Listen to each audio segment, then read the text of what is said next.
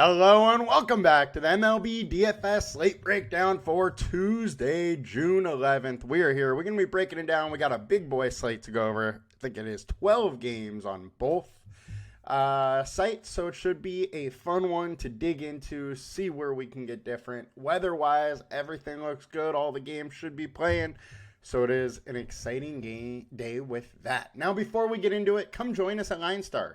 We have a free 7-day trial if you have not tried us before through either of the app stores, Android, iOS, either one. If you haven't tried us, there you go. Free 7-day trial. Come check us out. That app store subscription does work on the website as well.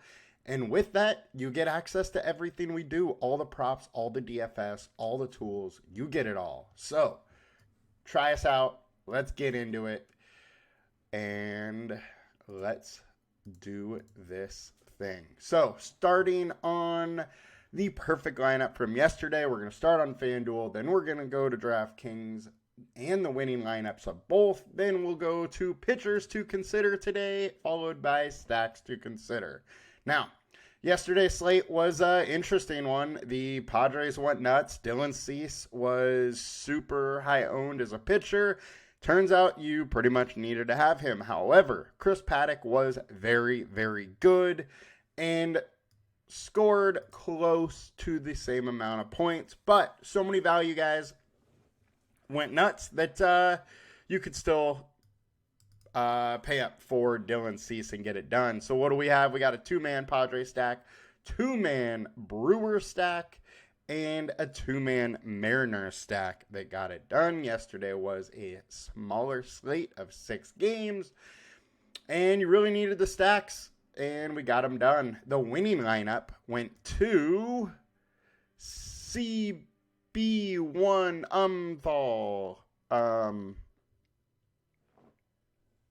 C. Blumenthal, something like that. Good on you. Congrats. You won $25K. You had Dylan Cease. You had a 2-man Seattle stack, 2-man White Sox stack, a 3-man Milwaukee stack, and a Minnesota player. So it was a 3-2-2-1 with Dylan Cease that got it done. Once again, kind of an interesting stack combination there. And we've seen a lot of these interesting stack combinations lately on FanDuel. So it was a 3-2-2-1. They got it done today. Congrats to you. Now let's get over to DK. We had Chris Paddock and we had Dylan Cease go nuts. 2-man Padres, 2-man Brewers, and then one-offs. And our winning lineup went to Scout 326, who had Dylan Cease, had Paddock. They were the 2 chalky pitchers, so no real surprise there, but they did get it done. And then we had a 5-man Padres stack, had 2-man Seattle, and a one-off with the White Sox. So the old 5-2-1, which by far has been the most profitable lineup construction so far this year on DraftKings, took it down once again. Now, let's get into today's slate. So, we got a game at Great American Small Park, game total at 9. That is the second highest, only to Royals and Yankees. We have some warm weather out here, and then we have another 9-game total with Angels, Arizona, and Dodgers, Rangers. So let's dig into the slate. Let's dig into the pitchers and see what we got. So we got Paul Skeens on the bump, and you already know I love this guy. He is a absolute beast. They have him pitching, 93, 95 pitches every game, and he is absolutely studly. 35% K rate is wild. 3.08 FIP is very good. St. Louis strikes out a ton. They're not great versus righties. The one thing I have to bring up is lately they've been much better over the last 20 games versus righties. 252 average, 154 ISO, and a 316 WOBA. So they have been better. Still not amazing numbers, but gotta let you know they've been a little bit better over the short term. A crazy 29% combined K rate at 9.4K. We have met 2.6X. He looks great, and I would not try and talk you off him. I will be using some. Tyler McGill is next. McGill. I said Mick, but he's been pitching well. So he's had 4 starts this year, 2.73 FIP over his last 5 starts, 2.54 ERA, 27% K rate. I've talked about his situation a little bit in other shows, and he brought another pitch to spring training this year, and he looked very, very good in spring training and in his rehab assignments, and it's paying off to him. So he's been pitching really, really well. I definitely am intrigued in some McGill here. I think that he's most likely somewhere between these two numbers, his last 20 starts and his last 5. 27% K rate is really, really intriguing, though, at 7.3K. He's also averaging 90% more fantasy points while at home, which is just a wild stat. But, hey, he's doing it, man. He's playing really well, and I don't mind some McGill whatsoever. Next, we got Brian Wu. Guy has been pitching lights out. He's averaging only 75 pitches a game over his last 5, but 6 innings, 6 innings, 6 innings, 6 innings, 5.1 innings. He has been incredibly efficient. The K rate's not quite there. My worry for him is they're letting him go 6 innings and they're pulling him no matter what his pitch count is at 6 innings. I mean, at this point, they should be letting him go, 100 pitches. He should be able to go additional, extra innings over 6, but they're not letting him do that. So, it absolutely worries me that they're just going to keep him that. He is better at home. White Sox lineup is not great, but the K rate's just not really there. We have him at 2.1X, 8.9K. I'm fine to get to a little bit. I'm definitely not going overboard, because I just don't think the ceiling is there for him in this spot. I don't mind the spot. I think he is going to pitch great, and I think his median projection is solid, as it should be. I just worry about a possible ceiling with him. Next, Louis Verland. Look, he's only 6K. He has some hype, but I just don't see it.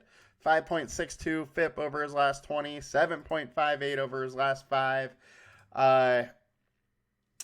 What he has done so far in the minors isn't great. He is extremely cheap. Colorado strikes out a ton. They're not a great lineup, so I understand if you want to take a chance because he's super cheap, but he's just not that good. So this is, just a dart throw that's going a little higher owned than it should. Currently almost 20% owned, and he shouldn't be that high owned. Next, we got Zach Wheeler, 10.5K. Boston lineup is solid. They're hit righties hard. They have been hitting righties very well lately. 187 ISO, 345 WOBA, but they do strike out a lot. The strikeouts are great. Wheeler is obviously a very dominant pitcher. He's been a little bit worse lately with a 3.99 FIP over the last 5 starts versus a 2.77 over his last 20. And I'm fine with going to Wheeler. We got him at 2.2X. I think he is a very, very high floor pitcher. He has a nice ceiling if he gets it going. It's not the best matchup in the world with it being at Fenway, but Wheeler's a stud, and I don't mind having some. I do have to bring up the fact that Boston has got to him a little bit with a 348 average and 49 plate attempts. There is a 28% K rate, though. So even though they've got to him, there is some upside. They crushed him last time out for 4 earned runs, 5 total runs. And the time before that, it was 2021. So I don't think we should really even use that data. But all in all, I'm fine with some Wheeler. I'm in on him. I like him in this spot. Randy Vasquez, Look, he is super cheap versus a very bad opponent, but he's not any good either. However, I would say I would probably just go here over a chalky Louis Barland because, hey, why not? You get a bad opponent and a guy who isn't very good, doesn't have a ton of upside, but if you need that cheap option, at least he is lower owned, and he has shown us some decent games in his career. They are just few and far between. I don't love him. He's just cheap. Yusei Kikuchi is next. Milwaukee hasn't been good versus lefties. They have been a very, very good offense all year round, but hasn't been great versus lefties. 308 WOBA, 119 ISO over the last 20. The only bummer with him is he's been allowing a ton of barreled balls. 13 barreled balls over the last 30 days, bottom 5% is a ton. 32% hard contact, 25% line drives. People are hitting him hard. And over the last 5 starts, the data is showing that 4.01 FIP versus a 5.11 ERA. So maybe there is some positive regression coming his way. He is a good pitcher, does have some really, really dominant stuff, but he's been a little bit off. You want to take a chance? Totally fine with some Yusei Kikuchi. I just don't love it. Ronel Blanco, he is totally fallen off, but at least he is in a pitcher-friendly park. And Giants aren't a great offense. 23% K rate, 283 WOBA, 122 ISO. And their short-term data is not that much better. The big worry with Blanco is 520 FIP over his last 20 starts, 4.69 over his last 5. That goes with only a 22% K rate. Not real dominant stuff here. Fly ball rate of 50%. That is going to play fine at a park like the Giants ballpark here where, you know, you don't have to worry about home runs too much. So I think there is some negative regression coming his way. His strikeout rate isn't that high. We only have him at 1.5x. I'm kind of off him. So it is what it is. Tristan McKenzie, he just hasn't been good all season, and I actually love stacking at Cincinnati. Drew Thorpe. So we have a prospect, fairly highly touted prospect. He came to the Padres in the Soto trade, then got shipped off to the White Sox in the Dylan Cease trade. There's a guy that, you know, strikes out around a batter an inning in the minors, has a super low ERA, been very good. He's a top 100 prospect, and he's getting a shot. So he's versus Mariners team, strikes out a ton, but has a lot of power. All depends if he makes a couple mistakes or not when guys are on base or not, is pretty much how it comes down to. We have a projection that's super low. I'm going to have to bump that up a little bit throughout the day. He is just a better prospect than that. However, really hard to put a projection on him. I think he is interesting. I don't mind having a little bit. Wouldn't go nuts, though, either. He's in a decent spot. Jordan Hicks has been meh lately. Not really into it. He hasn't been working too deep into games in a tough matchup. Jesus Luzardo. I got to bring up Jesus Luzardo because literally nobody's going there. He's only 8.1K. We have him at 1.7X, which is still okay projection. You might have to boost it a little bit to get him a little bit more, but he's been pretty good versus the Mets. He went 6 innings on 89 pitches and 7 Ks at no earned runs on May 17th versus him. Over 80 plate attempts. They're only hitting 233. They got a low WOBA on him, striking out 25%. I'm intrigued. The other thing here is over his last 5 starts, he's a 2.88 FIP versus a 4.25 ERA. There's some positive regression coming his way. He does have strikeout upside. He has a ceiling. I am very intrigued at Luzardo going unowned and in a game total of 7.5. I think it's interesting. Now, the Mets do hit lefties well. 352 WOBA, 203 ISO. It is a bit scary, and over the short term, they've been crushing lefties. 321 average, 233 ISO, 404 WOBA. So it is absolutely a tough matchup, but at least he has done well versus them in the past. Last year, he had 2 good starts versus them. He had to start good versus them already this year. I'm intrigued. Mikolas, Paxton, all these guys are just kind of meh to me. Cal Quantrill finally fell off a little bit in the last 2 starts. Got crushed against the Dodgers, but it's the Dodgers. And didn't do much versus St. Louis. Only went 5 innings. Had 4 walks and 1 K. Now, with this run, with some of these numbers that he has, 3.53 FIP over the last 5 starts, I'm at least intrigued at 7K, but would not be going out of my way to be getting more of him. All right, let's get over to FanDuel, see how that stacks up ownership-wise. So, Zach Wheeler, highest owned. That's fine. I think he's in a fine spot. I think I would rather Skeens just because he's $500 cheaper, but I'm fine with that.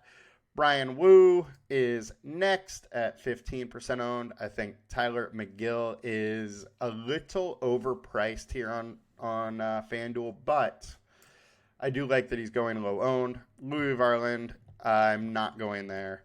Kikuchi, I think, is interesting, going low owned. We do know he has that ceiling, as well as Luzardo down here going unowned. So I think it's an interesting slate, but there really is only a handful of pitchers that I really want to play on FanDuel. And let's take a look at some stacks.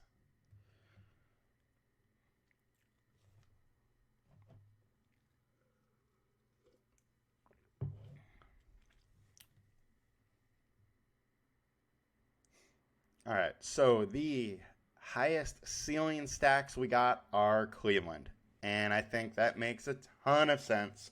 We're in Cincinnati, the weather is pushing 80s, and the ball just flies a little bit more when it's that warm, and it's a small park. There's going to be some home runs. Suter doesn't worry me that much. Their bullpen doesn't worry that much. I'm all in on Cleveland, and once again, going under owned. So, fine with there. Yankees versus Singer. Super warm in Kansas City. Winds are slightly blown out. Great hitting weather. One of the highest implied totals, if not the highest implied total on the day. Totally in on the Yankees as well. Let's check the highest owned stacks now.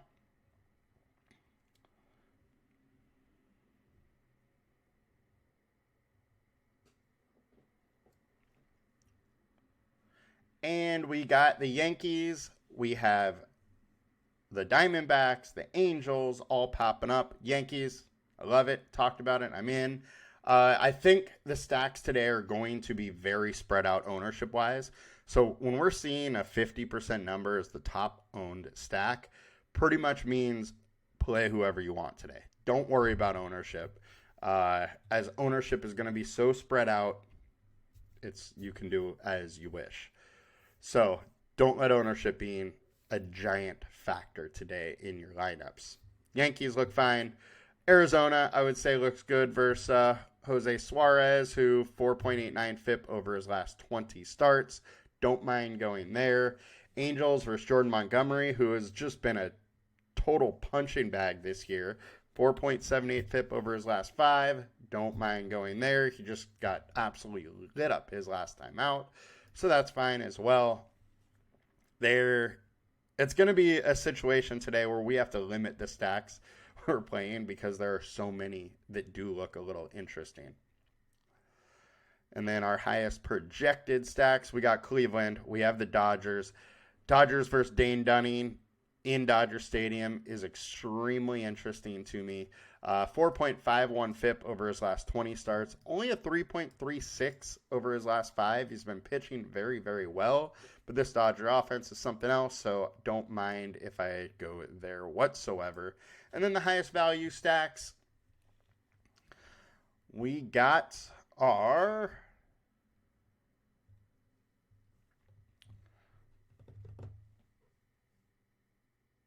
Miami versus Tyler McGill.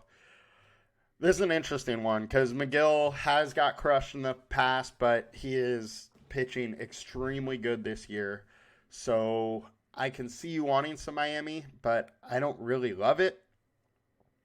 I don't mind if I have some one-offs or some mini stacks of them, but I'm not going out of my way to have Miami as my second stack. Next, we got, we already did ceiling, so let's go to FIP.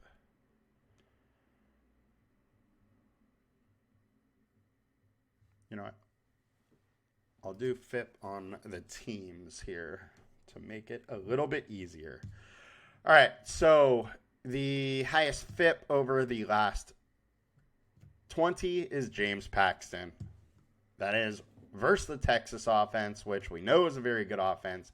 Don't mind getting some there. Louis Varland is the second highest, so Colorado becomes a little interesting, and Blanco versus the Giants.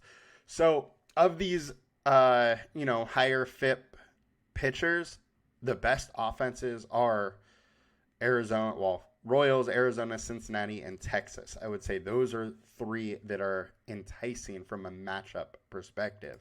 Now, if we look at implied runs, Yankees lead it with 5.1, Dodgers 4.9, Cincinnati 4.8, Cleveland 4.8, Minnesota 4.8, and Arizona 4.6. All of them are interesting.